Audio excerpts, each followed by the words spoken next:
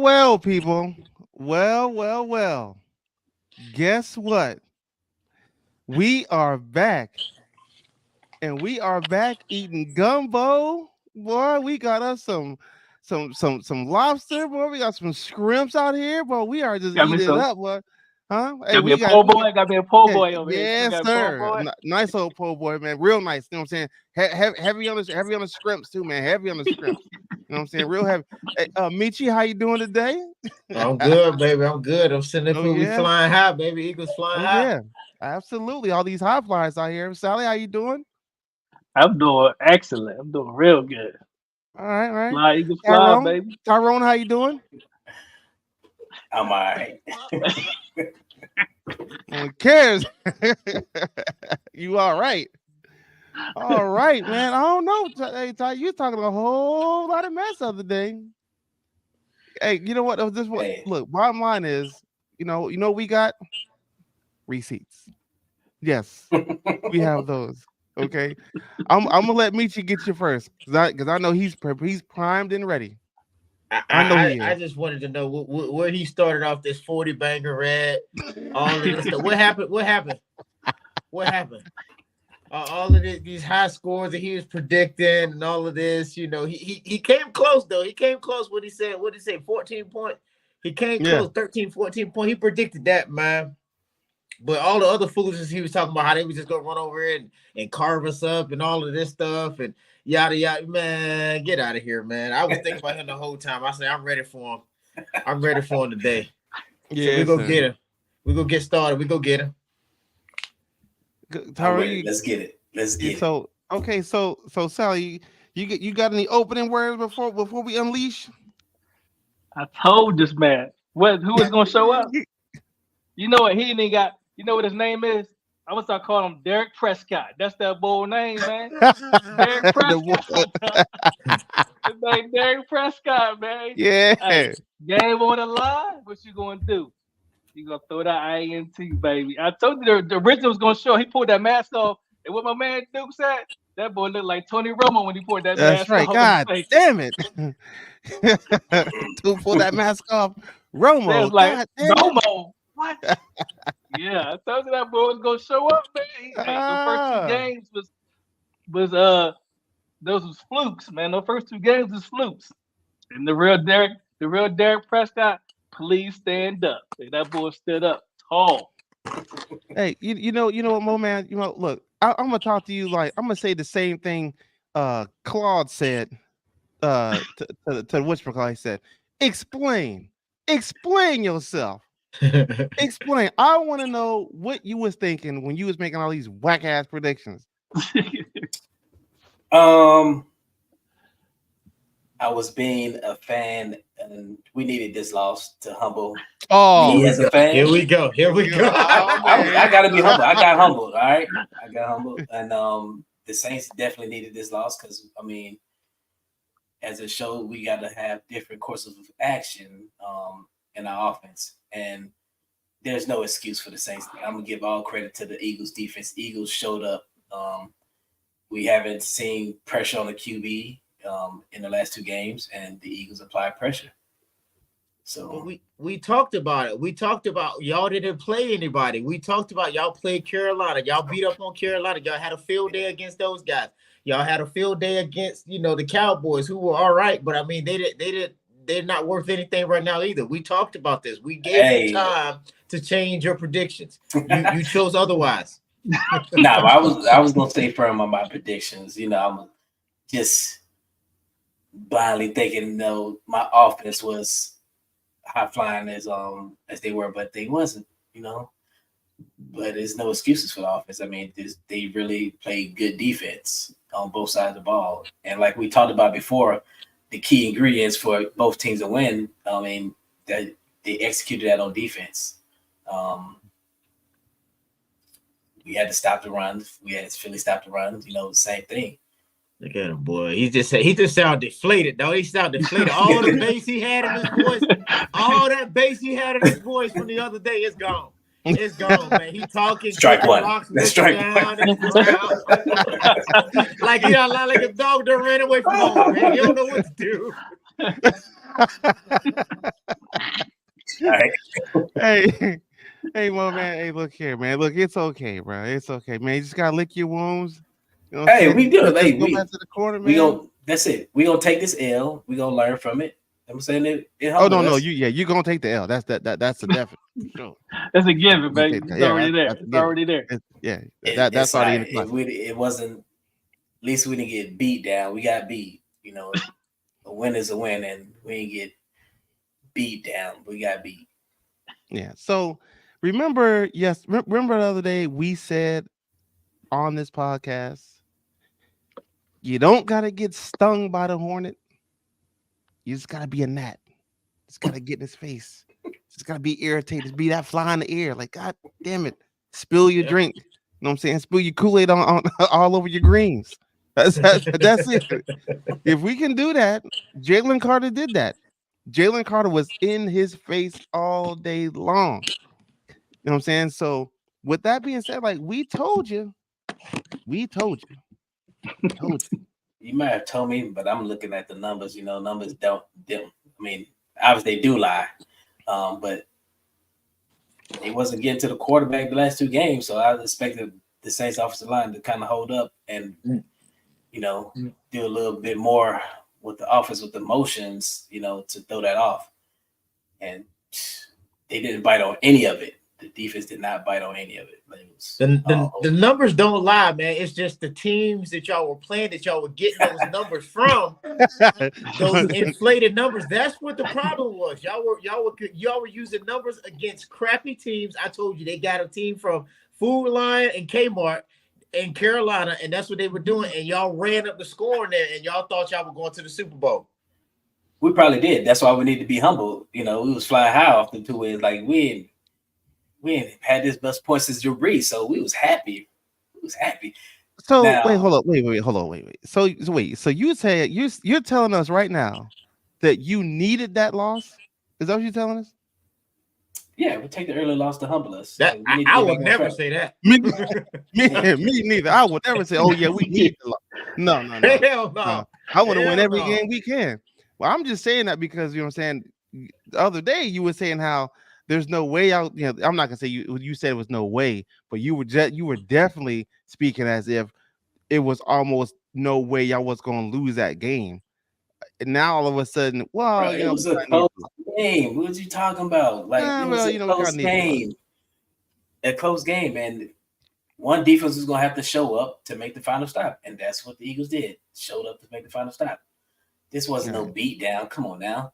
Like, I'm not saying it was a beat down. I'm not saying that at all. It was a very good game until we got our head out our ass and started doing what we're supposed to do to y'all. You know what I'm saying, dominating on the ball. A couple of things about this game though, like, and y'all can correct me if I'm wrong, but why is Saquon not getting the ball like he's supposed to? I mean, the whole first quarter, man, didn't get the ball once, something like that. They said, like, come on, man, like we're not paying this man all this money just for him to be watching everybody else. Come on, now we can't do that.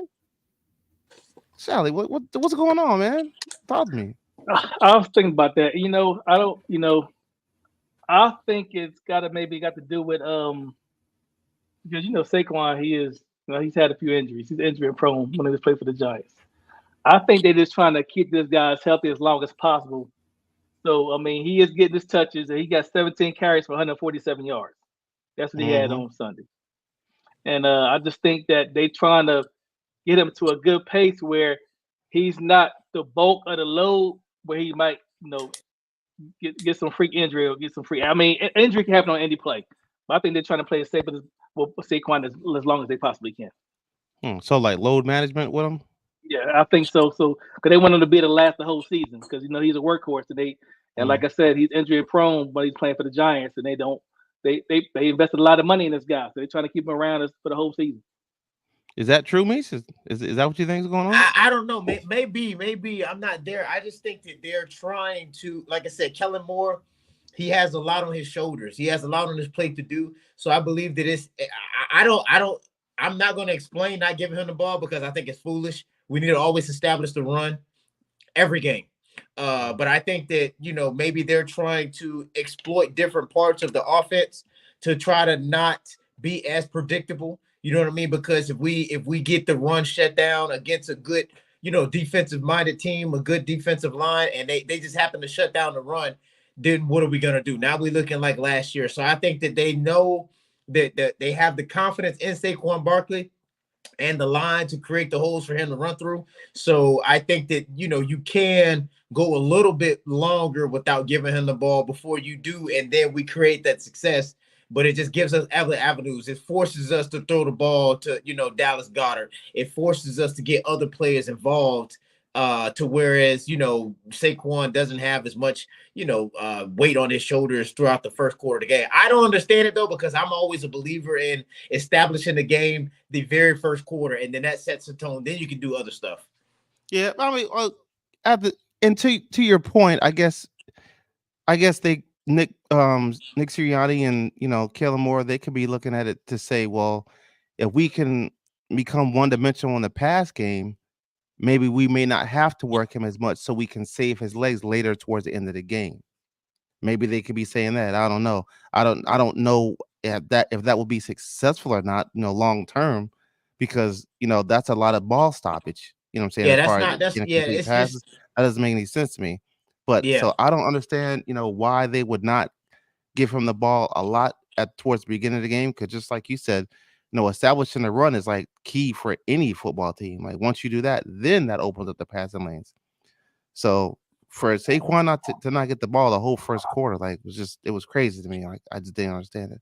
And then and even with that, like why are we not using Rohan the way we should be using him? Like I think the man only got like 2 touches yesterday, something like, or Yeah, 2 or 3 touches. Like I don't understand that either. Like if he was a number 1 receiver on a whole nother team, he has to show up next week. There's no doubt about it. He has to.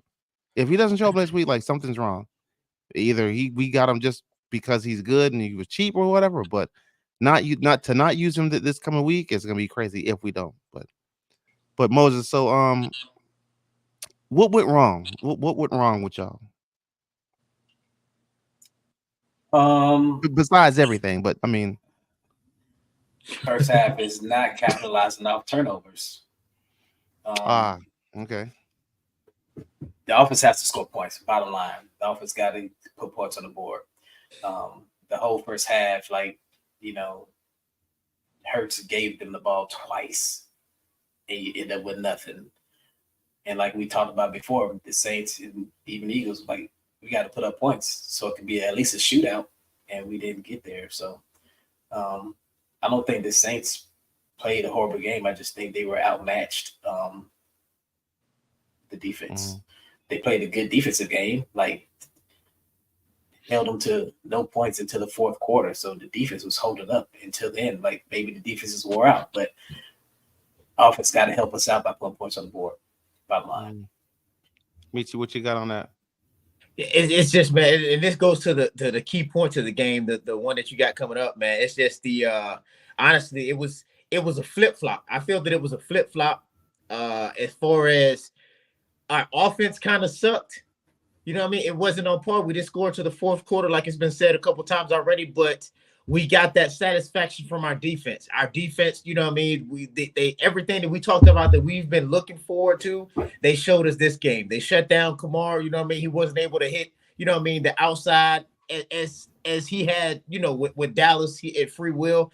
Our defense, they blocked across the middle. They made a few misses, but what's his name? Kenyon Mitchell. He came in, he got that first pass where he got thrown on him.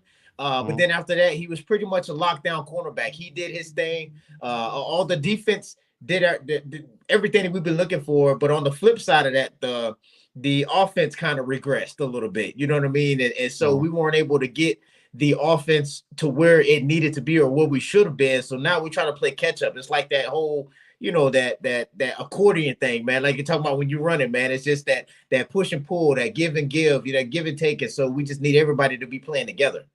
Yeah. But the defense won us the game, though. The defense won the game for us. Surprisingly. Without a shadow of a doubt. Without a shadow. Yeah. Well, I wouldn't say surprisingly. Like we know our defense has been better than what we've been playing the past 2 games. Oh, I say surprisingly because they haven't been effective. The past right. 8-9 games. Right, but we know that they have the ability to do that. So to me, it's not surprising. Now, it's surprising that it happened with a high power offense like the Saints. And I'm not gonna lie, I'm thinking to myself like we're gonna get burnt a couple times, but we didn't. And because we didn't, that was surprising. But I'm not gonna say it was surprising. Like I feel like our defense is capable of doing that to a number of teams. Why it doesn't happen is beyond me, but that's something Vic fans got to figure out. But so key points to the game for you. What's the key points? The key points of the game, like I mean, to me, our defense. Our defense showed up and they showed out. I mean, like you said, I mean, Derek Carr the last 2 games, he was slinging that ball up and down the field like with no issue. But this game, we only sacked him 1 time, but we were in his face. Jalen Carter was in his face. He didn't have that much time in the pocket to get those passes off. And that, like I said, the defense saved the game. It was the key point in the game for us. The offense. Now, Jalen had 311 yards passing, 311 yards, 29 out of 38. Also, Jalen right now is the second leading passer in the NFL right now. Second leading passer in the NFL right now. So, I mean, the offense, the numbers are there, but you don't see it on the field. You don't see it on the field like we should. But this game, the defense, like you said, Duke, our potential has always been there for the defense. It's been there. We know we have the potential to do what we're supposed to do. In this game, they came and done exactly who we thought they were. They exactly did who we thought they were. They came out and played like they're supposed to play. So for me, it was the defense was the key point of the game for me. All right. Now, with that being said, you know what I'm saying? They are who we thought they were, but we did not know that they were a disrespectful team like that. Okay. So look, disrespect will not be tolerated. Okay. So we talked about this a little earlier, but this whole this late hit situation and with all this extra saliva. Okay. Mo, I want to hear what you got to say on this. Since this is your people's over here. It's a physical game. And let's start by saying Chauncey Gardner-Johnson is the disrespectful one. He started it all. He kicked it off. You know, and he does it every game. He gets under everybody's skin, and we know he was going to do it. That's why I like him. Head dog. I like CJ. I like that dude. Now, I didn't see the alleged spitting on Smith. I missed it, so I can't really speak on that. I don't think a Saints player would do anything like that. I never seen anybody do that. Was it a late hit? It was physical, but if it was late, then the flag would have been called, and he didn't get hit in the head. He got hit, you know, in a vulnerable spot, but I'm not gonna say it was dirty. What else did you see? So, what I saw forward progress been stopped long time ago. Why the refs didn't call the whistle, I don't know. But guess what? That's gonna be a topic later on in the show. But my thing is this: like once forward progress is stopped, ref, blow the whistle. Like, come on now. We've seen whistles get blown way sooner than that. So I understand Buddy was probably just going through the play or whatever. But come on, bro. You even know that the whistle should have been blown. We played to the whistle. Everybody taught that play football. You play to the whistle. Right. Okay. But at the same time, I mean, if he's already down, you're just gonna jump on him, knowing that he's already on the ground. Well, I ain't hear no whistle. At some point in time, a little level of common sense has to kick in, unless the CTE is kicked in already. But come on now. At some point in time, the common sense has got to kick in and say, you know what? I don't need to hit him. Like the forward progress has been stopped. Just grab him or just grab him and keep pulling him backwards or something. But to hit him the way you hit him, like, come on, man, that's a little excessive. Michi. Hey, from both sides of the ball, man, the hit, I don't know, I'm kind of borderline. Because like you said, you do play to the whistle. That's why the whistle is there. So that's more on the referee for not blowing the whistle. Because, I mean, you've seen a lot of plays where forward progress seems like it stopped. And then, you know what I mean, they flip the ball to somebody else, or they do something and the play keep going. The play's going to get extended. So I'm not so mad at the guy for hitting him as I am for the ref not blowing the whistle. The point of disrespect came in, and I'm gonna tell you, man, as a grown man, it's two things. Number one, spitting on me, spitting in my face. That's number one. Number two, slapping me in the goddamn face. As a grown man, you can't tolerate that. You cannot slap another grown man in his face. You can't spit in. Those are fighting actions.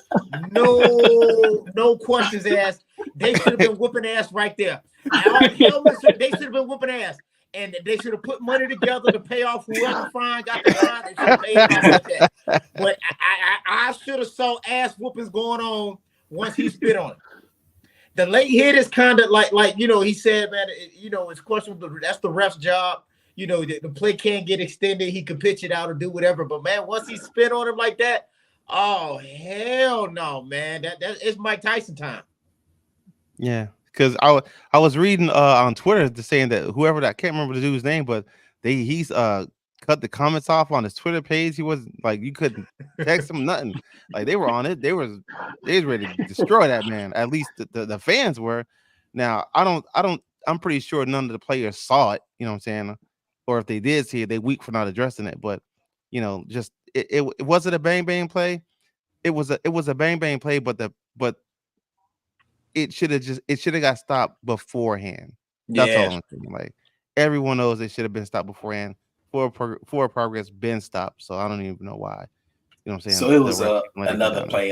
Trevor Penning, he blocked the guy way out of bounds all the way to the sideline. Yeah. Completely unnecessary. But he's one of those undisciplined guys, and he's been that way since he's been in college. An undisciplined guy who knows he's gonna get a lot of penalties, a lot of those unnecessary roughness type calls, and he got to get that under control. That was unnecessary.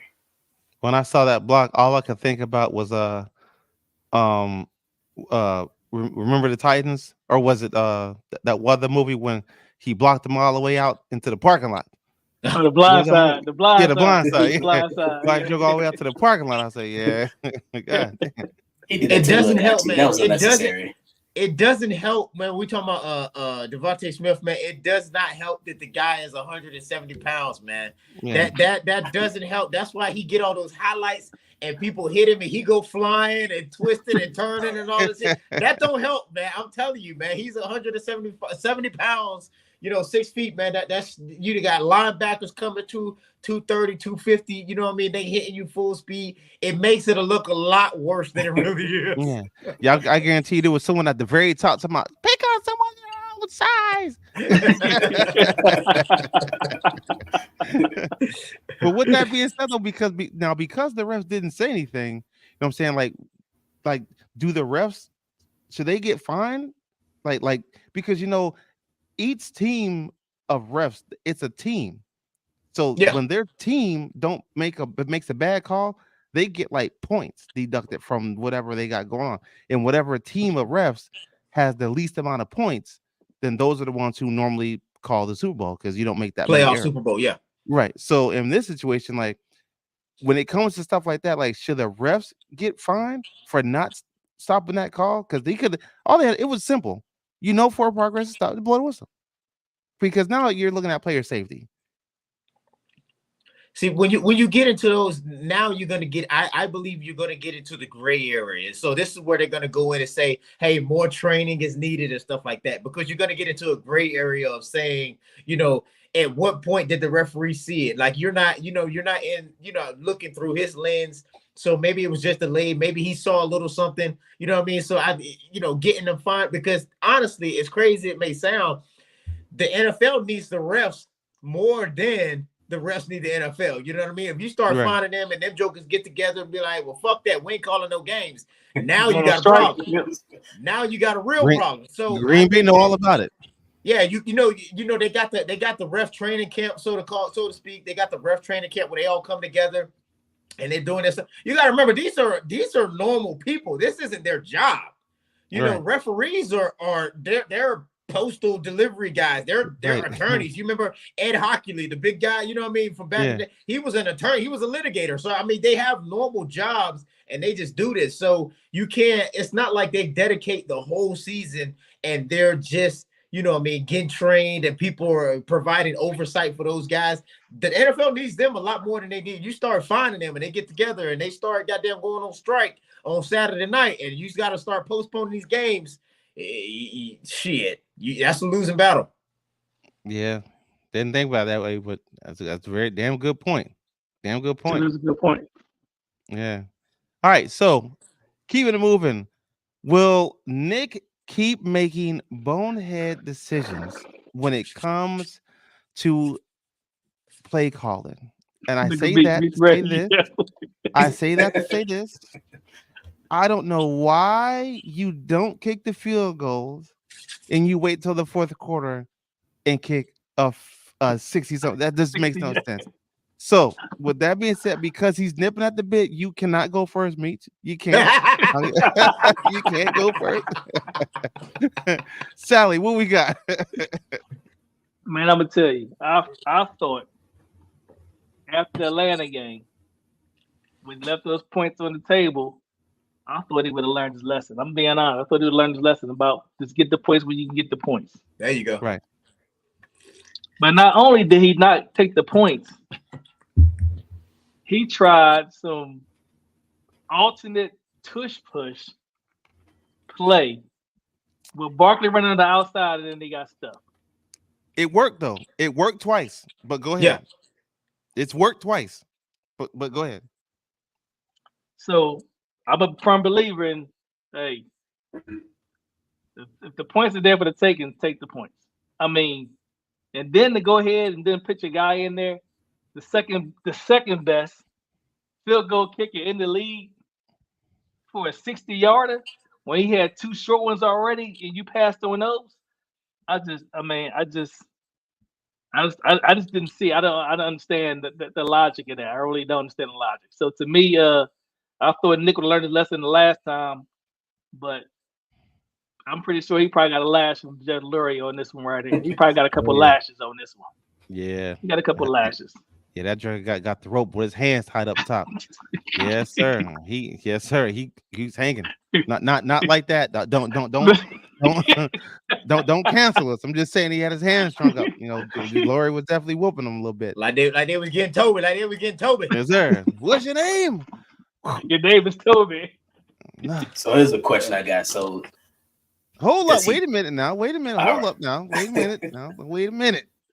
No, Michi, what you got? We're gonna get to you, Moses. We're gonna get to you. I've been saying this since last season. I said it at the beginning. I said it preseason. I said it since game 1. I said it game 1, 2, and 3. He's in the hot seat. Belichick is on the sidelines.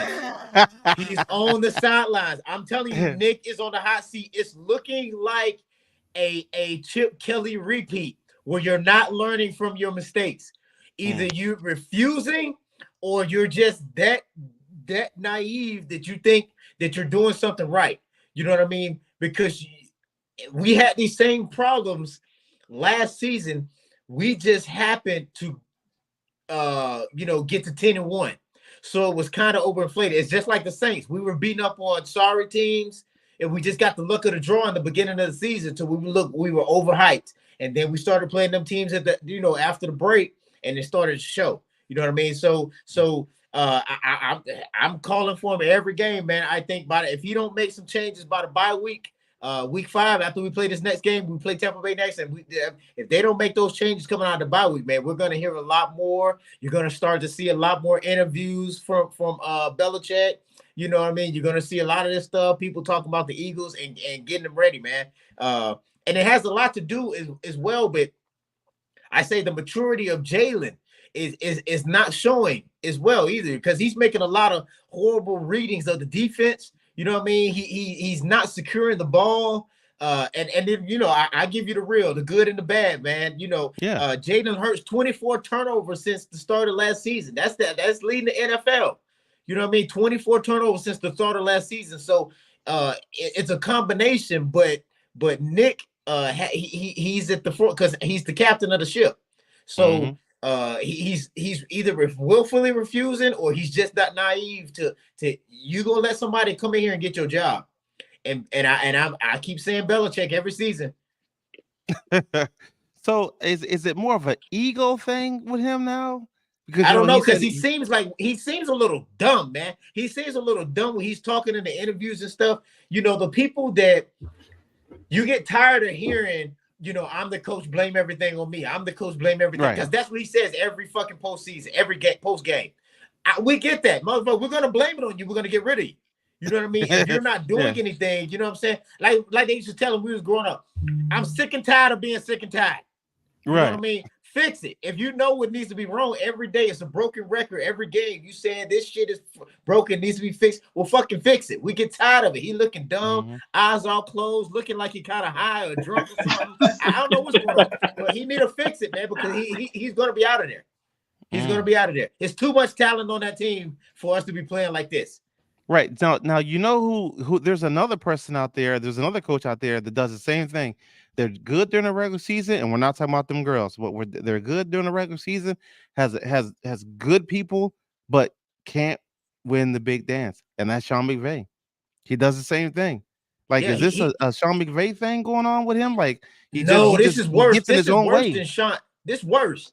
Because Sean McVay does things, it's a difference if you're doing everything you can as a head coach. You know what I mean? You're employing your offensive coordinator, you're employing your defensive coordinator, you're changing things up and this and this. Sean McVay's doing. He just has a few missing pieces to the puzzle. You know what I mean? Donaldson and all those guys are going out there with McVay, so he got a few critical pieces that are going. Okay, whatever. But if you're just refusing to make those changes, like Sally said in the beginning, man, if you're refusing to run Sally, and running the ball is working, but we're not doing it. Or last season, we didn't run the ball at all. You know what I'm saying? That's on you. Week after week, that's on you. Yeah, and honestly, I'm sorry, I didn't mean Sean. I meant not Sean McVay. I meant to say the Niners head coach. That's what I meant to say. But okay, yeah. I'm going to say him because they have big name high caliber players too. You know what I'm saying, just like us. But for some reason, he just gets in his own way when it comes to like big major games. He just gets in his own way, and I feel like Nick is starting to do the same thing. Like, I was so on Nick's side last year. There was so many people like against him, but now it's like, come on, bro. Like, it's third in 4, and you're within. Kick the fucking field goal, man. Take the points. It's 3-0. Even if you make it, we're tied. So it's not like we're missing out. It's like you just have to get a touchdown, bro. Just get the fuck. It would have been 9-3 going into the fourth half. Into the fourth quarter. And then we could have easily been over, 20-something points, like we all said, but. It's like you just have to get the touchdown. Like, bro, take the points. Just take them. Then I bet you Bill Belichick would have took the points. I'm gonna tell you. Yeah, the fact that we had the ball the last, and then we got the ball at the second half, and he still didn't kick that field goal. That's what pissed me off, man. Right. He could have been 3 on the board. Then we got the ball back after the halftime. I just don't understand why he did that. He's coaching like he's trying to get fired. He daring him to fire him. Because you have no excuse. I said this last season. I said it this season. We have too much talent. We got great offensive coordinator, a great defensive coordinator. You have zero excuses for the type of play. And like I said, it is statistics. So this is where I say it's coming on Jalen and his lack of maturity and the ball security, because he is producing the numbers like Sally said. He is producing. He's the top. His numbers are better than Mahomes. Statistically, his numbers are better than Mahomes. So what is it? It's a lack of, going for the points when we need to. And it's also a lack of, you can have a phenomenal game, but if you give that ball away at a critical time and the other team capitalizes on it, it's going to throw all the way that success away. You know what I'm saying? So that's why I say it's a bit on Jalen as well. Yeah. All right, Tyrone. We're gonna give you 2 minutes. I'm not gonna bash him, but I'm saying he's looking very Dan Quinn-ish, Arthur Smith-ish. Oh yeah, that's what it looks like. Just a lot of bad decisions. Like, is he trying to be aggressive or what? Like, going on the 4th down. Am I trying to be aggressive? Do I not trust the defense? Do I trust the defense? Just get you some points and move on. It doesn't make sense. Yeah, like, I think going forward on 4th down, like, he has total confidence in the offense, in which he should, but at some point in time, man, it's not about having it's not about having that much confidence. It's about the smart play and what's better for the team at the time. So, I mean, take the easy points, tie the game. That way, it's 0-0. No one's stressing. But Yeah. every time you don't take those 3 points, you're making it harder for the offense to strive and do better because now they're playing from behind and they're playing with a little bit of pressure. So make it easier for them. Make it stress free. Let them go out there and hey, it's 0-0 again. Let's go. I don't know. All right, Red says, being fair, Nick ain't half bad compared to Cal SpongeBob SquarePants. Cal Shanahan. No, Cal Shanahan, he's a good court. He's a good head coach. He just makes bonehead decisions sometimes, just like Nick Sirianni. So no, Cal need to go too, man. Cal done blundered the ball, man. Cal, he's not doing it. all right, so how good is our offense? Like, how good is it? Now, and I say that because we have some challenges this coming week. We have some challenges. Challenges are no AJ, no Vontae. I think Jalen Hurts' win rate with AJ, I want to say is like 56 or 58%, something like that, and without it, it's like 29. So, how good is our offense, Sally? How good is it? Are we a little above mid right now, or like where are we at?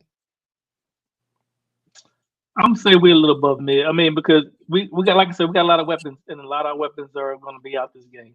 AJ, Devontae's probably going to be out because he got concussion protocol. That one, what's his name? The other wide receiver, what's his name? The one broke his shoulder. We got the other one broke his shoulder. Covey, yeah, Covey, yeah. Yep, Covey broke his shoulder. So, I mean, this next 6 game weeks. is going to be heavy Saquon and heavy Goddard, and it's got to be Dotson's got to show up, man. They got to start pitting this guy. He's a high caliber receiver on another. He's got to be in this game, and now he's only getting last game. He got two passes. I mean, so he's not getting the ball much. So they got to involve this guy in the offense because we're going to need him this week. So we're going to need our offense is good when all cylinders are clicking is good. But we did show that we can win without these guys this last game. Yes. We showed we have the potential to win without those big names on the lineup. So, I mean, my hat's off to I'm still going to rock with my team. I'm still going to rock with my offense. As long as we call up the right plays and we get the right people involved, offense is still good. Yeah, because at this point, the offense is good, but it's all about scheme right now. It is all about how Killamore is going to dial up these run routes, these pass routes.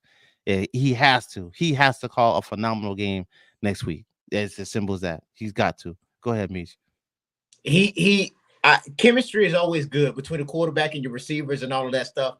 So, obviously, AJ being out is going to hurt. Obviously, the next option of Smith being out is going to hurt. But I think that forces a relationship building chemistry with Goddard. It's going to force them to build a relationship and dial up passes for Dotson. You know what I mean? Because they're there for a reason. So it's going to force Jalen to realize, hey, these guys are damn near sure catches, but I have other guys on here as well. I have other talent up here that I need to be facilitating these balls and these plays to these guys. So that's, nobody's too tired. Goddard, he's a critical part of the team. We didn't use him really at all last season. And we're not until this last game, we haven't really utilized him as well because he's a great tight end from the blocking, catching, and all that stuff. You know what I'm saying? So we just have to be able to use the more weapons that we have on the team and force Jalen to be mature and make those decisions downfield and you know what I mean, and then get Saquon involved in the game. Yeah. So Mo, how good is your offense? Like looking at the game and looking at how everything transpired from the Dallas game and to this game, if you had to rate your offense total now, looking at and I say that only because you've now suffered a loss. So with that loss being on your radar and looking at how you guys dismantled the Cowboys, how good would you say your offense is, rating it from 1 to 10, and why? Yeah, offense is an 8. I think we still have a good offense. We still got weapons. we got to utilize everyone properly in the offensive game. We know the run game is going to be there. We got weapons and receivers. What we lack is a tight end. So we don't have a solid tight end, and I've been saying that for years. The Saints need to have a solid tight end. And our offensive line, I mean, it's a little shaky as well, and it's been that way. They just surprised us the last 2 games. And McCoy, he went out early with that injury, so we're shifting people around the offensive line still. So we're at 8. I mean, we're solid 8. I mean, we gotta. They have a potential to be explosive, and the Eagles, man, on paper, y'all look good. I like y'all players for sure. And one guy who I'm waiting to see do big, who y'all haven't mentioned, is Johnny Wilson. Big receiver. Y'all got a big receiver from Florida State, and I'm ready to see him break out. So if y'all got AJ Brown out as well as Smith, I think he's gonna have a breakout game coming up for y'all. And let me put some respect on Goddard's name. Goddard told the Saints up. Good. And this is not a surprise because the Saints have problems with mobile quarterbacks and big tight ends. They don't have what up, Rob? What's up, man? Linebackers, and we don't have big safeties to cover a big tight end. So that was already going to be problematic. But as y'all gonna go as far as Jalen Hurts take you, right? Right. He got to clean up his mistakes. He got to take care of the ball. And that was one of my things. I'm like, hey, put the ball in Hurts' hands, we might have a chance because he's going to turn the ball over. He's going to throw an interception. He's going to fumble. So he's going to go as far as he can take out Saquon, feed him, give him the ball. If he's healthy, he's going to be great. So. All right. So speaking of giving him the ball, our run game washed y'all's run defense. Now, all that chirping, you know what I'm saying, y'all defensive players was doing what's his name? What's that boy name? Tyrann Mathieu. Yeah, he's good though. Yeah, I ain't sleeping on Honey Badger now. I ain't sleeping on him. I know he got the nickname for a reason. Okay, when they give you a nickname in the Army, they give it to you for a reason. So when he got his in college, it was for a reason. But yeah, he's good. But our run game washed y'all. I don't care how you look at it. Why was that? I don't know. They got tired. The defense was on the field a lot in the fourth quarter. And now they was doing it. Because you say that time possession. I said it last week. And that's what we did. We talked about these keys: time possession. Mm-hmm. We talked time possession and running. You got to stop the run. Y'all somehow didn't run the ball the first half. I don't know why, but we didn't capitalize. So Neither do we. Good. And the fourth quarter, now my man Saquon breaking out 60-yard runs, untouched 60-yard runs, wide open. Right, but wide defense, open. You wore the defense down, so get him, Sally, get him. Hey, Saquon, man, that guy's this is his redemption game from that drop from the last game. This is his redemption game right here. He said, last time I lost the game, this time I'm about to bring the game to the house. And that's exactly what he did. He did it untouched, 65 yards. Untouched. I mean, the guy, he's the leading NFL rusher right now for a reason. And he diced a slice off for 147 yards on the ground with 17 carries. Get him, Meach. It was the run game, man. Is where it is. We just have to utilize it. We have to, a run game works when you actually run the ball. And if you're not running the ball, then your run game is really that ineffective. So our run game is good. Our run game was honestly good last year. Saquon, added that little bit of firepower to it. But our Swift and all those guys, the run game was good last year. We just didn't run the ball. So it was always there. It was always there. We're just using it now. And hopefully that takes some of the pressure off of, Jalen. Got it. He's a quarterback. He's a mobile quarterback, but he's our number 2 rusher on the team. And that's not going to be so good, you know what I mean, come, you know, weeks 8 and 9 and 10 and all that stuff. He needs to develop more into a mature pass, you know, a pocket passing quarterback. And I know, you know, you don't want to change up people's games, but you know, the hits, they take their toll as the years go by. You know what I mean? So if you want to have, there's a reason why those mobile quarterbacks usually don't have extended careers. You know what I mean? And if they don't get to that point after like year 3 to where they become more of a pocket presence type of quarterback, then your career is going to be over pretty fast. And, you know, you don't want to see that for, you know, your franchise quarterback. So our run game is good. We just got to run the ball, get Gainwell involved as well. You know what I mean?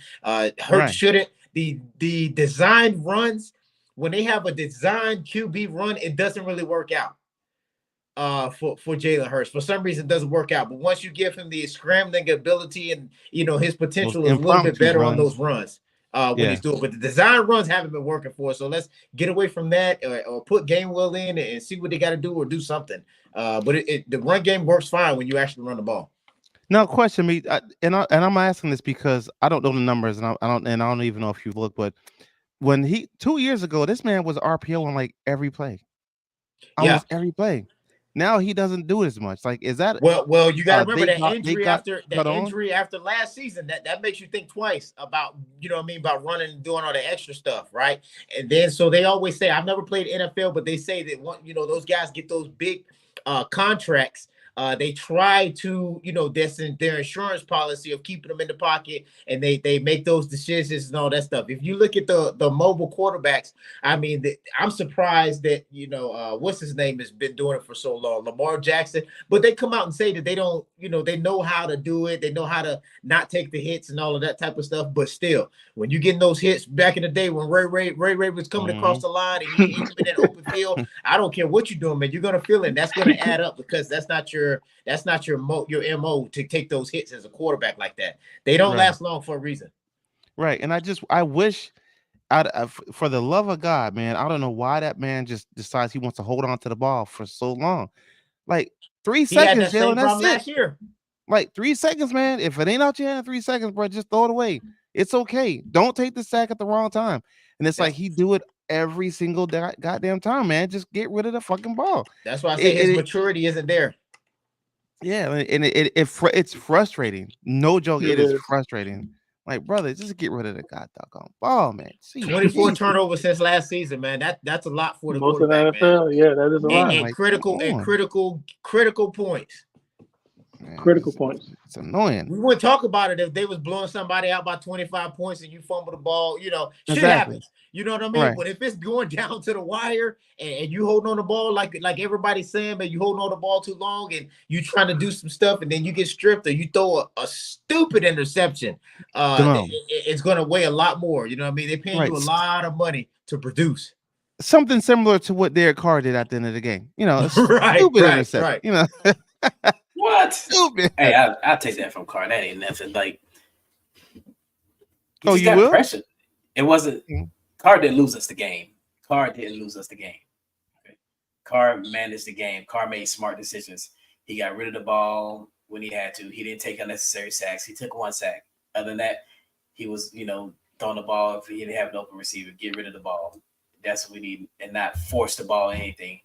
Yeah, that last play was forced, but I mean, you up when you gotta pass, like that's gonna happen at the end of the game, you know. But we didn't lose the game on the hands of that interception. Like it was, you know, if the receiver turned around in time, he probably would have made a better play on the ball. But nah.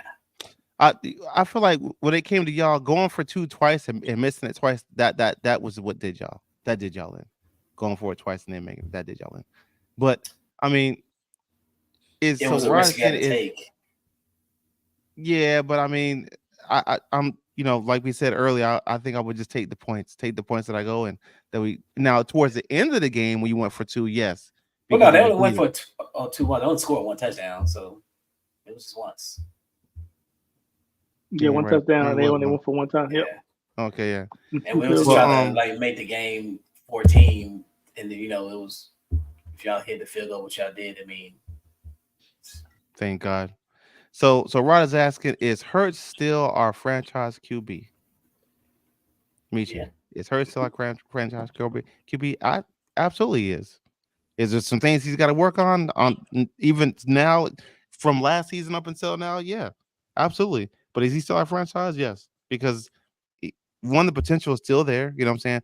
Granted, it shouldn't be it shouldn't be a potential thing now. He should be well seasoned by now. But just like you said, the maturity level just isn't there yet as far as play calling and looking at defenses and reading defense. He just needs to, he's good. He's a good quarterback. He's thorough. He's dependable. But at the same time, he just got to be a little bit more polished. And he's just not as polished as he should be right now. But he'll get there. Go ahead. Yeah, absolutely, absolutely. He's the franchise quarterback, man. Like I said a game or two ago, he's not used to the big stage. I mean, he is used to the big stage. Playing the college ball down in Alabama. He switched. He took it. We went to the Super Bowl a few years ago. We didn't make it. So he's not. It's not that him being scared of the big lights or the big stage. It's just those decision making, and we just got to change that up and yeah, man, he absolutely he's the quarter. Yeah, who else is it going to be? If it's not him, who else? Nobody's out there gonna, come in here and take over for him. He's not that bad of a quarterback. Statistically, he's at the top 3% of quarterbacks in the NFL. So it's just those boneheaded moves that you talking about earlier. Yeah. Mm-hmm. So go ahead, Sally. I mean, I know it's the same thing, but yeah, same with me. So, I mean, he is our franchise quarterback. That's why we depend on this guy so much. He's the leader of the team. Yeah. And I mean, of course, he just needs to be polished. Does he make some decisions that should be made? Does he make some ill-advised passes? Of course, ill-advised passes. Of course, he does. I mean, but that's what coach and mentoring will teach him. Not to make those bonehead decisions and learn how to get the ball out of his hands quickly to save 5 or 6 yards. Don't take the sack. Just get rid of the ball. And that's especially stuff in crucial moments. The crucial moments. That stuff. I mean, he need some work. Of course he is. But at the end of the day, Jalen Hurts is our franchise quarterback. Right. He was lucky too, man. He was lucky to where he wasn't placed in a Bryce Young type of position. He didn't have a lot of time, but he was lucky to be able to play behind a guy and learn from him at that level, because it's just like any position, man. I don't care if you was the best. I'm talking armies. Well, I don't care if you was the best squad leader, man. That don't mean you was gonna be the best platoon sergeant, or the best platoon sergeant doesn't equate to the best first sergeant. So the same thing for the NFL, man. You could be the best the best collegiate quarterback there is, but that does not automatically translate to success in the NFL. And they throwing a lot of guys in these positions to where, we want results right now. You were just playing against 18, 19-year-old guys and you were doing good against them. These are grown men out here playing in this NFL. These are grown men hits, you know what I mean? So it's a whole different league. So it's not automatic success coming from college to here. So he was lucky to be able to get that guidance and mentorship before he was thrown in the fire. And now that just has to catch up. You know what I mean? He's not. Look at Caleb Williams. He didn't get that mentoring. Look at him. Right. He just. I mean, he's too worried about what nail color he wearing for the week. For the week. Yeah, he too worried about his nail color for the week. And then on top of that too, even when like the newer younger quarterbacks come in, and let's just say like they're the first round quarterback, you're already coming to one of the worst teams in the league.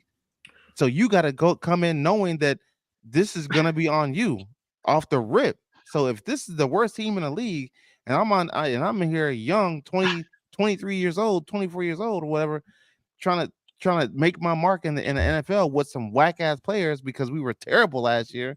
Like that's a whole lot of pressure on you. So, luckily, like you said, Jalen came in and he could sit behind a year and a half, you know what I'm saying, and learn and, figure out what's going on and read the defense from afar, and then take your knowledge of what you gained from college and the pros, from what you've watched and read and been in film study and stuff like that. And you take that and you encompass that and put that into your workflow now. So but Rod, like I said, yes, he's our quarterback. Again, he's just not polished yet. Does it? How much longer is it going to wait? I don't know, but we got to see. So he also says NFL equals grown man game and not for long. Yeah, NFL not for long. Yeah, the average career is what 2 to 3 years in the NFL, man. You know, we see these guys and it's they get lucky when they're playing 10 years down the line, 15 years down the line. That's an anomaly, if they get to do that long, especially at certain positions. You got to look at somebody like Tom Brady and Aaron Rodgers, what I mean? They're playing, 15, 20 years, man. That's an anomaly. And everybody doesn't get the luxury of Tom Brady. You know what I mean? You hit him, that's damn near a felony offense, and they're gonna arrest you on the field. Everybody doesn't get that luxury. If you hit him, you're gonna pay a luxury tax too. That's right. You hit him, you're gonna be a luxury tax. Man, oh man. All right, so before we get out of here, man, we got one more topic, but before we go, man, hey, if you're out there and you're online, I'm saying hit that like button, hit that subscribe button, and most importantly, turn those notifications on, because when you do that, that helps out the page tremendously. We really appreciate everything and everybody that's in the chat. To everybody in the chat, we love and appreciate all the viewers and all the followers that we're getting. We appreciate y'all. We really do. So we're gonna go on this last topic here, and the last topic is: does Fangio get a pass, and if so, for how long? And I say that because we got beat up last week, not this week. So does he get a pass? Because us as Eagle fans, we gonna write you off as fast as we can. So if he does get a pass, and how long? Like, what more will it have to take for people to start? Why now? What are we doing here? Michi, go ahead. Well, I said this last week. I said that Fangio, his pedigree, his resume, the success he has top defenses wherever he's at, whether it's not Baltimore, whether it's the Broncos when he was in Miami. They brought Fangio in the Super Bowl season, the 2017 season, for his, his knowledge and his results. They brought him into the Eagles organization then to make that happen. The pass that you get to the bye week. That's why I said you get to the bye week after this Tampa Bay game. And then they start to, analyze and see what he's going on. But you got some pieces like we talked about last week too, man. Bryce Huff, man, trash, man. He hasn't been performing. Man. What's your boy say? What boy say? Trash. He went from when they played Atlanta. He was in on 30 snaps, and then that went down to 18 snaps on, this past game that he was played in. So that's 3 years, $51 million. I say they need to go ahead and bring him in, restructure his deal, and then go from there. But luckily we had, Williams, Carter, and Davis. They played a phenomenal game on the interior, creating that pressure that they needed to do. So I think Fangio, he's not going to be on the hot seat. I'm gonna tell you that now, because he's doing things, presenting defenses that's going to go. He's not going to be on the. Fangio's going to be good. It's Nick. Okay. It's Nick. He's the guy. It's Nick. They coming for Nick. They coming for Nick. Everybody's like, what's going on? E-Money Bentley, what's going on, man? Go Birds, bro. Go Birds. It's Nick the one that's on the hot seat. Fangio's good. I mean, he's gonna be good. I mean, this last game, defensive scheme was working great. It did its thing. We get pressure on the quarterback. As long as we can continue to do that, Fangio's he's fine. But the calling is for Nick. Fangio's gonna be good to go. All right. So Mo, question, man, and this is just a question that, because we're talking about people being on the hot seat. If things continue to go the way they went last week with y'all, who outside of the coach, who's going to be the first person on the hot seat? Will it be the OC or the DC? Neither one. It's going to be the head coach, Dennis Allen. Dennis Allen, okay. He's been on the hot seat since last year for me. He shouldn't have been the coach this year. So Dennis Allen is definitely on the hot seat. If the Saints, if they don't win the division, he got to go. I picked y'all to win the division. I didn't. I picked Tampa Bay. Tampa Bay's going to win that division. Okay. Man, Baker Mayfield came in the division and leading that division. That's crazy. Baker got rejuvenated, man. He got rejuvenated until the last game. But humbled in this last game. Look at the NFC South this week, though. It's crazy. Carolina, beat the Raiders. And I know every fantasy league owner right now picked up the Raiders defense over Carolina. And they got negative points. So, and Tampa Bay got whooped by Denver. I didn't see that coming at all. They put Dalton in there for a reason though. They put Dalton in there to make sure that it was Bryce Young's fault. They gave him the same offense, and they said, Dalton, you're a washed up quarterback. You know you're on the ass end of your career. Let's see what you can do. If you can do something with the same offense, then it ain't the offense. It's Bryce Young. That's why they get rid of him. Yeah. Hey, you know what? I'm Bryce agree, Bryce is on that Joker is on the burner with no oil at all. Well, you know, right now, you know that you found out that his girlfriend now she's dating Maxie from the Sixers. That's that's all in the same week that happened. That's all in the same week. So now his girlfriend dating Maxie, so he done. You know, he cooked. All right, what's going on, Abraham? I did graduate. Oh, yeah. See, look, Abraham, you graduated already. Ryan says Alan needs to go. He's making sack. He's the ass.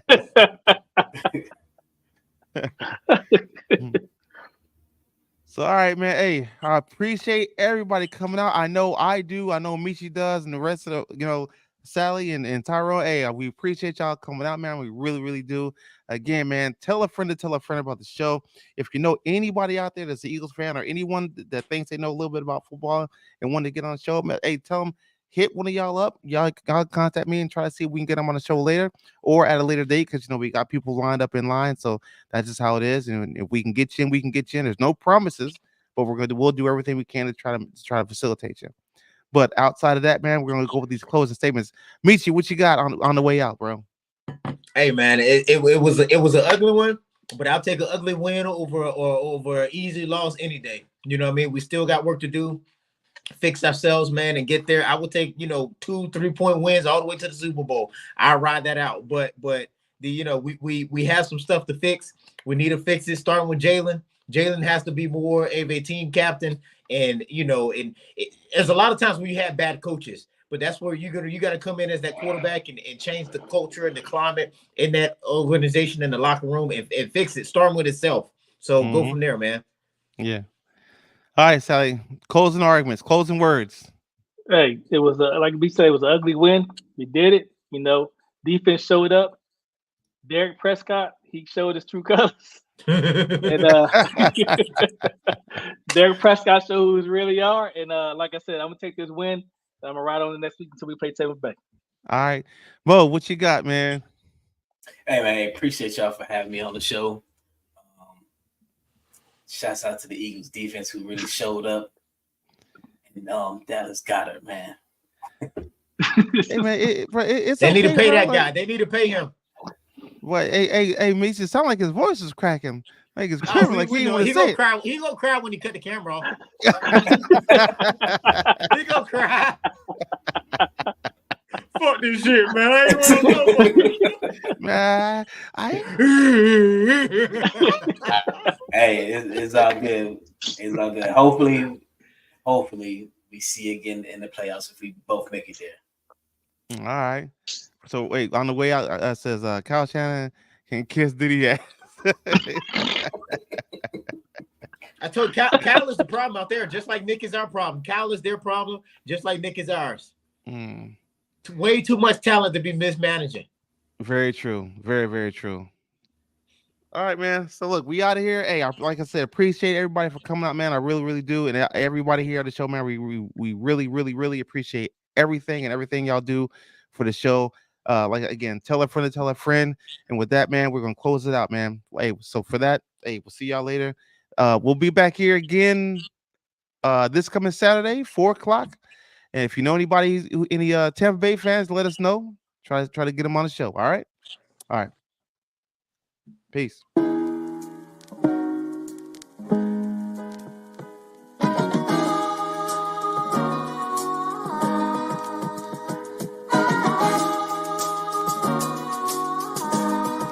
Othello on the beat.